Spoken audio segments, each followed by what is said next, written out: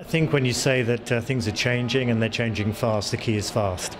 I talked about advertising 2020 and took some inspiration from the work we do with Jerry Wind and the guys at Wharton, where we have the future of advertising, and I participate in that. And one of the things we've been looking at is all the change we talk about, consumer behavior, new technology, adoption.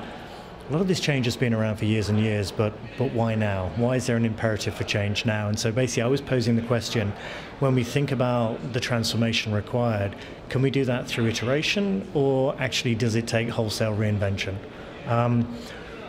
The key question to me is the timing issue, and I paraphrased a friend who should be nameless who says, do I have to deal with that while I'm the CEO, or actually can I be safely, profitably retired in the next 3 years and it's somebody else's problem? Honestly, that conversation 3-4 years ago, you could have got away with it. I think that conversation now, the time has compressed too much and it has to be dealt with now.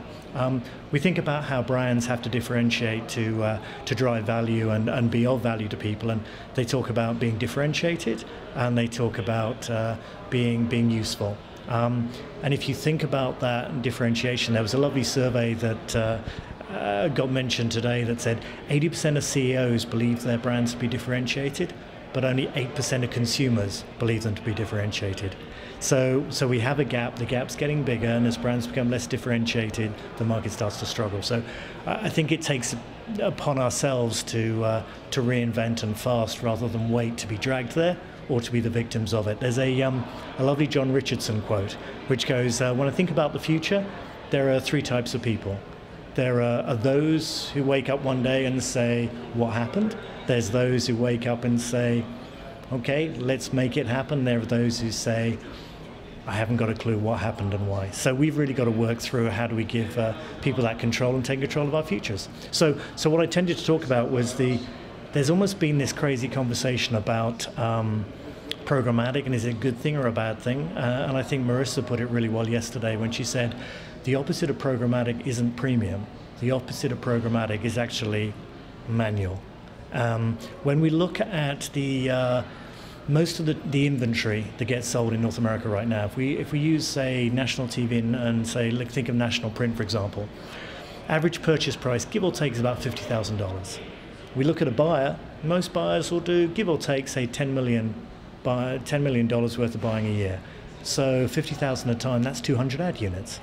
Each ad unit's a financial transaction, so from Sarbanes-Oxley compliance, etc., they've got to do all the sort of official paperwork, transaction, etc. So that's fine, one person doing 200 ad units. What happens when those ads are more tailored and specific and it's now $50 per unit, not 50,000? Hire an extra 1,000 buyers or increase capacity? Now, in human history, to get 1,000 times human productivity increase, very rare. So I think we're going to have to automate. If we go to where we are in programmatic now, we're at about 5 cents. Some places we're at 2.5 cents. So in a case, that is a 1 million to 2 million times productivity increase. So to get there is no alternative but automation. So what I believe is going to happen is this curve that shows the average distribution of ad units, the sort of 50,000 in the middle of the bed curve. There's a few at 3.5 million, take Super Bowl, and there's a few at 5 cents if we think programmatic. This curve is going to change and it's going to push left and right. On one side is going to be the programmatic, and on the other is going to be an increase on high-value net events. These are the tentpoles, these are the social movements. And so as marketing teams, we've got to be able to think about how do we design, implement, execute, and measure programs that work both in the always-on sort of programmatic end, and they work in the episodic sort of event-based. So this is one-to-one at scale of 1 billion, and this is sort of social movements at mass. And so the sort of shorthand for it is we've got to think about delivering personal moments, and so it's personal moment in terms of message, location, price, and value, and also tribal movements. How do we really engage in a tribe around passions of things, everything from, whether it's sports, whether it's movies, whether it's Olympics, whether it's a royal wedding, doesn't matter. What are those big events that drive popular culture? And so we need to think as agencies and be structured to deliver those two poles. And so we can make sure we can meet a brand's needs, meet a client's needs. Programmatic on this side with heavy automation, and over here personal teams. And that raises the question of, do I have a strategic media team but actually I don't need the media strategy, but also a brand strategy and a retail strategy and a shopper strategy and a digital strategy and a retail. I actually need a communication strategy. So this leads to the next stage, is I think that we're going to have to redefine the team. And as Mark said in his opening yesterday, where he shared the 4A's research, he said that, with all this change, we're still running it through the old model, and the operational model hasn't changed, and I believe it has to. And on this end, certainly when we think about delivering programs for tribal movements, we'll end up with what I'd call a sort of design team construct. So you'd have the smartest strategists from the different disciplines working seamlessly as one team for a client.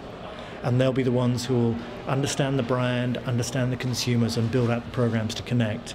And then you'll have this executional machine, both the creative, the copy, the media, all done with high levels of automation that will deliver the always-on components, but have also the sort of the studio capacity to build these really engaging platforms that go around the tribal movements. So it's really that combination of personal moments, tribal movements to address a brand's need and deliver value. But you can't do it without automation, and automation is not a dirty word. It will be our salvation, and we've got to embrace it.